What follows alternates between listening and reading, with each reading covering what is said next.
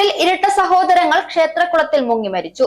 അണീക്കോട് സ്വദേശി കാശി വിശ്വനാഥന്റെ മക്കളായ രാമൻ, ലക്ഷ്മണൻ എന്നിവരുടെ മൃതദേഹമാണ് കുളത്തിൽ കണ്ടെത്തിയത്. കഴിഞ്ഞ ദിവസം വൈകിട്ട് മുതൽ ഇരുവരെയും കാണാതായതായിരുന്നു.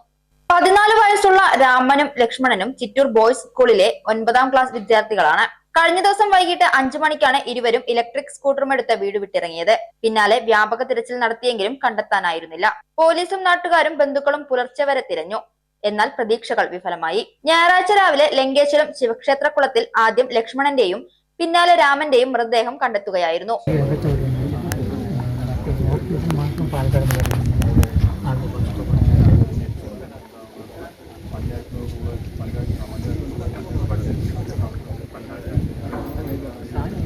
കുളത്തിന്റെ തുടക്ക ഭാഗത്തായിട്ടായിരുന്നു ഇരുവരുടെയും മൃതദേഹങ്ങൾ. കുളത്തോട് ചേർന്ന് ഇരുവരുടെയും വസ്ത്രങ്ങളും സ്കൂട്ടറും കണ്ടെത്തി.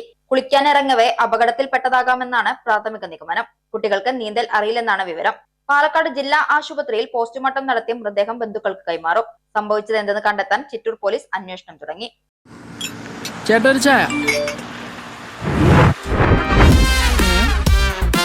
സൂപ്പർ ഫാസ്റ്റ് ആണല്ലോ. ഇതിന്റെ കേരള വിഷൻ വൈഫൈയാ?